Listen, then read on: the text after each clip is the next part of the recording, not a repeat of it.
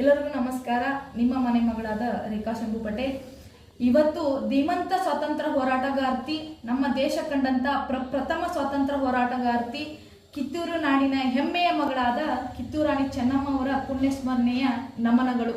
ಕಿತ್ತೂರು ರಾಣಿ ಚೆನ್ನಮ್ಮ ಅವರು ತಮ್ಮ ಜೀವನವನ್ನು ಲೆಕ್ಕಿಸದೆ, ತಮ್ಮ ಕುಟುಂಬವನ್ನು ಲೆಕ್ಕಿಸದೆ, ತಮ್ಮ ಪ್ರಾಣವನ್ನು ಲೆಕ್ಕಿಸದೆ ಇಡೀ ದೇಶಕ್ಕಾಗಿ ಹೋರಾಡಿದಂತ ದಿಟ್ಟ ಮಹಿಳೆ ನಮ್ಮ ಕಿತ್ತೂರು ರಾಣಿ ಚೆನ್ನಮ್ಮ ಅಂತ ನಮ್ಗೆ ಹೇಳಕ್ಕೆ ಬಹಳ ಹೆಮ್ಮೆ ಆಗುತ್ತದೆ.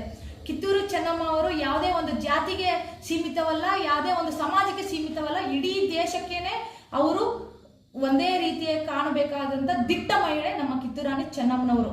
ಕಿತ್ತೂರು ರಾಣಿ ಚೆನ್ನಮ್ಮನವರು ಸ್ವಾತಂತ್ರ್ಯದ ಜೊತೆಗೆ ನಮ್ಮ ದೇಶ ಕಂಡಂತ ಇನ್ನೊಬ್ಬರು ಸ್ವಾತಂತ್ರ್ಯ ಹೋರಾಟಗಾರರಾದ ರಾಯಣ್ಣ, ಇವರಿಬ್ರು ದೇಶ ನಮ್ಮ ತಾಯಿ ಮಗನ ಬಾಂಧವ್ಯ ಏನು ಅಂತ ತಿಳಿಸಿಕೊಟ್ರು ನಮಗೆ.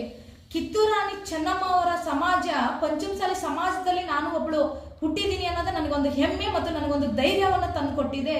ಕಿತ್ತೂರು ಚೆನ್ನಮ್ಮ ಅವರು ನಡೆದು ಬಂದಂತ ದಾರಿಯನ್ನ ನಾವು ಹೇಳ್ತಾ ಕೂತ್ಕೊಂಡ್ರೆ ಒಂದು ದಿನ ಸಾಲದು. ಅವರ ಹೋರಾಟ, ಅವರ ಹಾದಿಯನ್ನ ನಾವು ದಿನನಿತ್ಯ ನಾವು ನಮ್ಮ ಜೀವನದಲ್ಲಿ ಅಳವಡಿಸ್ಕೊಂಡು ಅವ್ರನ್ನ ದಿನನಿತ್ಯ ನಾವು ನೆನೆಸ್ಕೋಬೇಕು ಅನ್ನೋದು ನನ್ನ ಒಂದು ಕರ್ತವ್ಯ.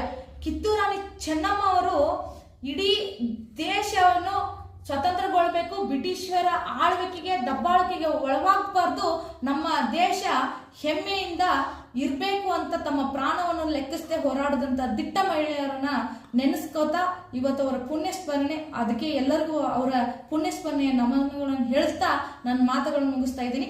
ಜೈ ಚೆನ್ನಮ್ಮ.